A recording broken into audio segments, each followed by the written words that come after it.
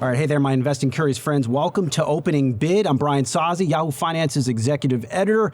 Thank you for joining us either on YouTube, Yahoo Finance, Spotify, iHeartMedia, Pandora, or Amazon Music, lots of places. If you're loving Opening Bid, hit us with those likes and fire off your questions and hot takes to me on X at Brian Sozzi and at Yahoo Finance. We are here to help and listen. Now let's make some money and get a lot smarter. For the first time, Opening Bid has hit the road. We're coming to you from Detroit inside the historic Michigan Central Station. Joining us is a very, very special guest, Ford CEO Jim Farley. Jim, good to see you. Good to see you in person for a change, man. Good here. Yeah, you know, before we get going here, I have to say, thank you for agreeing to this interview. Sure. You may not know what I drive, but if I told you, you may actually walk off set. So which is? You want to know? Yeah, of course. I drive a Corvette. All right. But it was a 40th birthday gift. The newest one? And a Blackwing. Okay. Blackwing. Yeah, that's good. He's not gonna No, I mean, look, that's okay. That's a really nice car. The Cubs team is going to kill me. Yeah, that's really nice car. No. All right. So really, this building is mind blowing. Why and how did it come to fruition? I think it was Bill Ford's vision to make the commitment to revitalize this iconic building that meant so much to the community and the city of Detroit, how much of our society went through this building and how many lives were affected through the comings and goings of this train station. And, you know, I think the national media came here to kind of gang tackle the decay of Detroit and captured the building as like the most emblematic physical place for the decay of Detroit. And as a Michigander and a Detroiter, he said, you know, would there be a better project than the revitalization of Michigan Central Station, and for Ford to do it as a symbol of the rising of Detroit and the rising of this next era of the car business. This building opened originally in 1913, closed, in 1988. It is laid dormant. And what was lost on me is just the history in here. Walking behind that timeline of Detroit. Yes. What will actually be in here and what will it help to do? I think the building's really been revitalized physically, but what's important is we'll have software people here. The future of our Pro and our EV business will be down here. But most of the people, will have 1,000 up to 2,500 in a couple of years. But most of the building will be occupied by non-Ford people who will be focused on innovation. And what else will happen here is the community. Corktown is the oldest, most historic community in Detroit, and this is a signature part of Corktown that was rejuvenated kind of before Michigan Central Station project was started. So, this will be a destination for the community and for a lot of people to visit. A lot of people are from Detroit. They may have had been relatives. They may never have been to Michigan, but their lives came through this place. When I was pulling up in here, I couldn't help but to think this is the type of building and outside, the exterior, the environment that has to help attract talent. We have so many of the next generation of engineers and tech talent. They're going off to Silicon Valley, trying to find an AI chip in the ground somewhere. I mean, this has to help, this war for talent. Yeah, I think, well, certainly for this most exciting kind of generation of a talent to come to Ford, companies like Ford, and we're the only one that didn't go bankrupt. I mean, we're kind of the most iconic company, I could argue, with the most UAW hourly workers. We make all of our trucks in the U.S. A lot of that talent wants to come to an industry that's going to be the next industry to build digital products.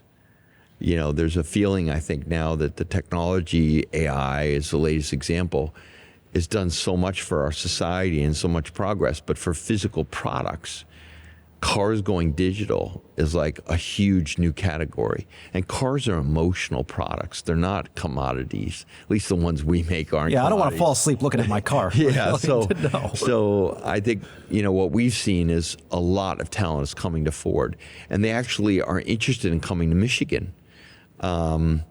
for a lot of reasons. It's a vibrant community. We have plenty of water. It's a growing city now after decades of shrinking because there's a lot going on here. And their day job would be really exciting at Ford.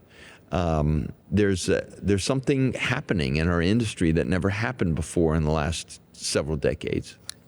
We're going to talk about EVs and what you're specifically doing on that front and other fronts too. But what is your view on where the car will be? In our lifetime, does a car drive by itself? I see what a company in China like XPeng is doing, flying cars. To me, it looks like a helicopter, whatever the hell it is. I mean, what does the next 30 years look like for the actual physical thing that's a car?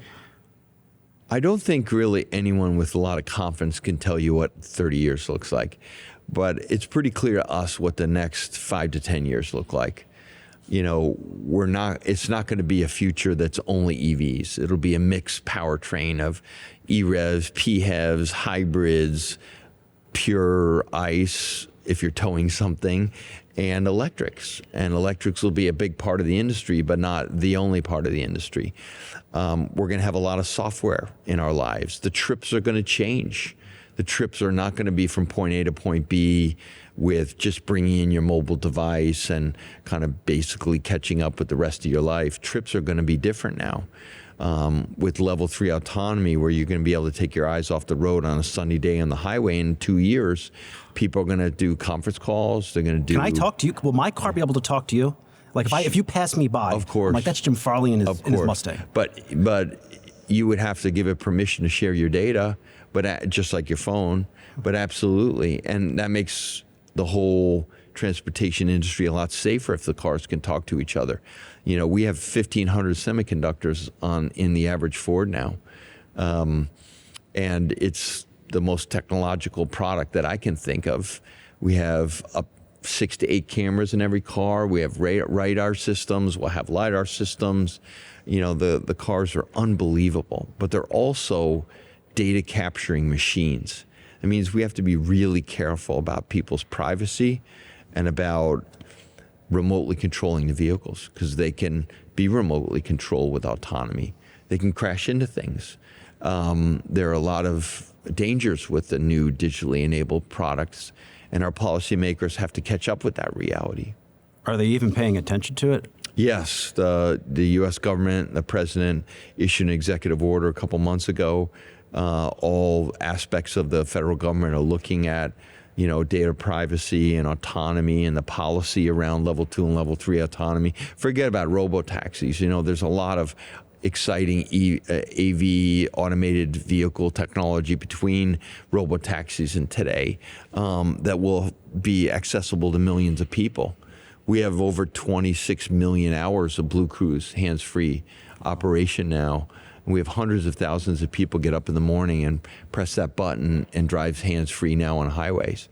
And we're starting to see the government engage in these important policy areas that will really have a big impact on people's daily lives. Your counterpart at Tesla, Elon, views his company as an AI company. Is Ford an AI company? I don't think we constrain ourselves that way. I mean, you know, we're a passion company. We don't see our vehicles as appliances. They're not toasters on wheels. No. Or iPhones on wheels. You know, our vehicles do the daily work of building America through our Pro vehicles. The F-150 is the best-selling vehicle in the United States and has been for 40 plus years because it's the most versatile product. We have an electric one. We have a hybrid one. The hybrid one can power your house for 6 days with Pro Power on board. And of course, we have internal combustion F-150s.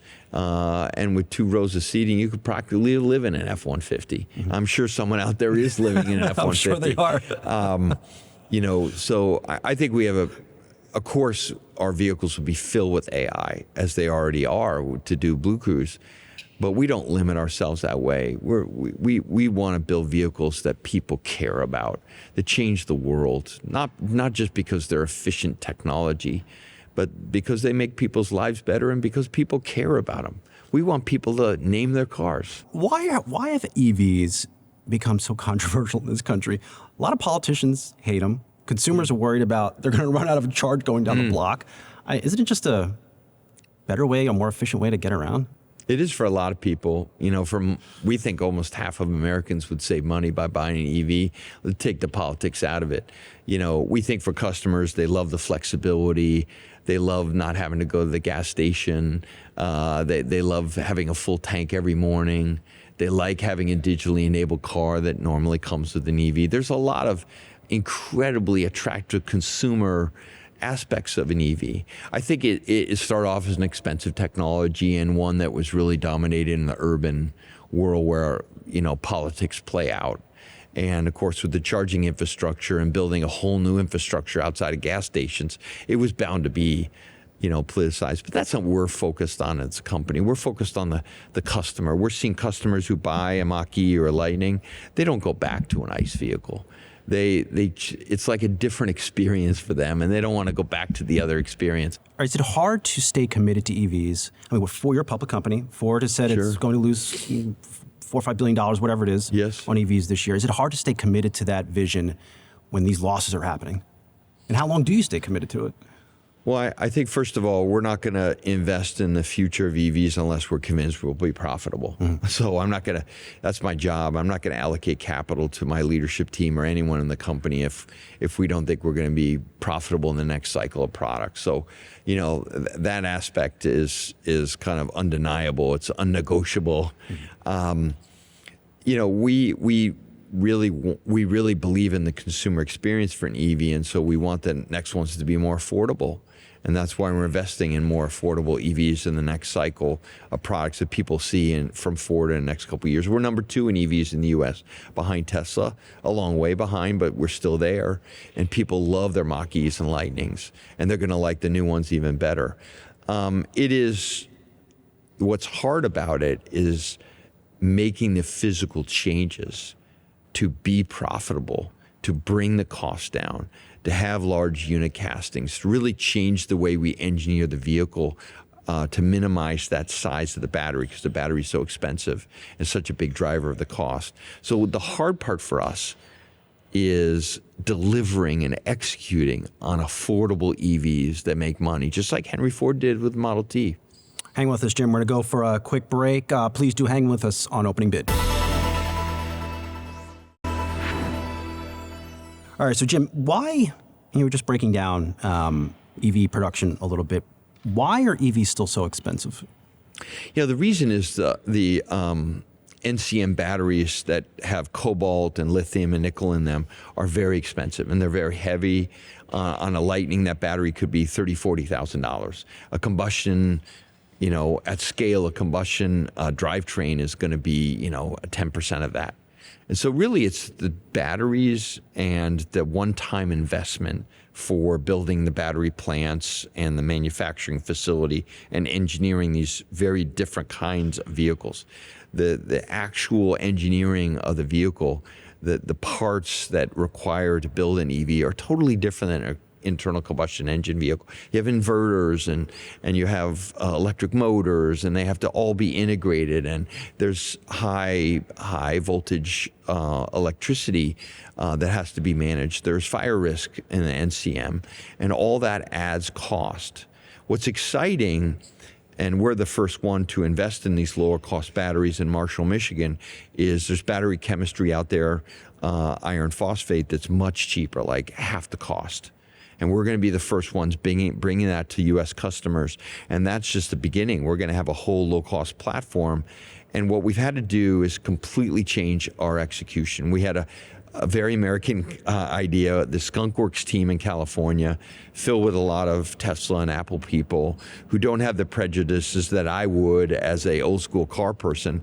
And they are engineering a completely different approach, a different product, at a different cost with a much smaller battery and different chemistry that we're very convinced it will be not only profitable, but it will be affordable for most Americans, and it will be fully competitive with the best in the business, which we think are the Chinese. When does Ford make money from EVs? Is there a date on the calendar? Yes. There is. Any date? Years? A couple of years? Do you go from losing, $5 billion to maybe like $2 billion and then break even, and then? I think the first generation, we have a lot of opportunity to improve our losses, But until we get to the second generation, which we start to roll out in the next couple of years, that's when things turn around. And as those products scale and become a bigger part of our EV business, you'll see the business turn around. Why is China so good in some of these things? The software, the autonomous. What are we not doing as a country? A couple things. I mean, they really bet on EVs. You know, the government got completely behind this technology many years ago, and they supported the companies with tax advantages and registration advantages and free subsidies for the customers. They invested in battery technology like CATL, which is the leading battery company in the world, is Chinese. I think what we have to do is take the IP that's been developed there and localize and get close to it and learn how to do it ourselves. That's what we're doing in Marshall, Michigan. I think they made a strategic bet, and it's paid off so far. But after 120 years, we've seen a lot of competition. Mm-hmm. We've seen competition from every country around the world, and there's always going to be someone new. And I think what I find at Ford is there are times when the company really rejuvenates itself, like the 80s and 90s, like the 50s, like the 30s. And I believe this time, in the mid-20s, we're going to be revitalized again with a whole new commitment to cost and quality and innovation. Not to be a total name-dropping geek, but we got to spend some time with the president on the day that he announced tariffs on China. Mm-hmm. Will those tariffs on China help Ford? On China EVs, I should say. I think tariffs are an important part of leveling the field for time frame, but ultimately Ford has to be fully competitive on cost and quality with whoever we compete with, including a BYD or the Chinese players, and we have a plan to do that. In the meantime, the government has a job to do, just like we face competing in China as an American company. They have very strict laws around privacy. You know, you saw Elon having to go there to get permission to have his self-driving system approved by their government. You know, they have policies where the government requires all the privacy data not to leave China.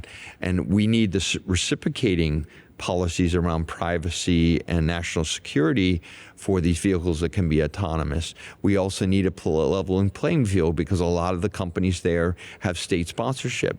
And, you know, we do have to compete. There'll be a time frame where the level playing field may take the form of this or that government policy like a tariff. But over time, as a CEO, I'm not going to depend on that. I'm going to depend, my job is to get fully competitive with that competition. When I think of America, Jim, I think of Ford. Mm-hmm. And this is the company that created automobiles. We're getting ready to go into really a contentious election season here in this country. I had a former president convicted on numerous accounts. You have a sitting president that's not popular with Americans. What does the outlook for auto demand look like ahead of this big event? I mean, certainly Ford has seen a couple presidential cycles. Yeah, we have after 120 years, you know. So I think, first of all, our commercial business, our pro business is really strong beyond the presidential cycle. You know, we have a multi-year order bank now for Super Duties and transit vans because America's going through a technology upgrade with 5G. It's onshoring a lot of manufacturing like semiconductors. We're seeing huge road construction work after COVID. And all that, it makes our vehicles super high demand and the software and parts that we sell. So we think our pro business is unique for Ford. We have a really strong revenue base for many years to come. But we shouldn't assume anything there. You know, we have to invest in the best software and parts and products, but it looks really strong. On the retail side, you know, we're very fortunate. We have a brand new, 60% of our products are new this year. So we have new F-150, new Super Duty, a new Explorer coming. You know, all of our main products are new. Bronco is still pretty new. The Maverick is really hot, our fastest turning, and it's a most affordable Ford. So we go into this, you know, whatever we face with a really fresh product. I think we're seeing strong customer base, but prices have deteriorated about 2% year over year. We think the pricing environment is going to continue to be difficult as the inventories from our competitors returns back to pre-COVID levels, and there's a lot of discounting, and that's good for customers. What the next year or the year after that, what we really want to prepare for is a new generation of affordable vehicles at Ford. Because whether it's next year or 5 years from now, there'll be a downturn. And we want to make sure we have great affordable vehicles for customers. I recently caught up with the CEO of Otis. Of course, they make elevators, Yes. iconic company as well. And it wasn't lost on me on how infrastructure investment in this country has helped a company like that. Yes. Is that investment helping demand for pickup trucks? Can you make that tie together? Yeah, not so much on the F-150 side, but on the Super Duty side, absolutely. We are completely oversubscribed to Super Duty. We came out with a new one about 6 months ago. It's a big ass truck, and man. yeah, That's huge. And it's incredible. Yes, you can definitely live in a Super Duty, but we are totally sold out. Same with Transit Van. I mean, our van business is through the roof. And interestingly, the pro customer seems to be taken to EV in a more robust way than retail. We aren't seeing the slowdown in the EV business for pro customers. They were slower to start, but now that they're seeing the lower cost because they use the vehicles at higher rates, the ones that have smaller drive cycles and have depot charging at night, they love EVs because it brings the cost down and they have less moving parts, so they're more reliable. So yeah, we're seeing maybe a once in a lifetime kind of demand for commercial vehicles, and we're the undisputed leader in the U.S. You mentioned Elon. How's that partnership going? We just started using the supercharger network. I think we have 100,000 applications for the adapter, so it's very. Wow. That's a lot of adapters. We shipped it about a couple thousand so far. The people who get them like them. We like anything we've learned. The charging port has to be maybe a little bit different in the car. The Lightning you have to kind of inch over because they didn't design their charging system. But we're really we are the first manufacturer to scale on the supercharger network. It's going well so far. We really appreciate working with Tesla.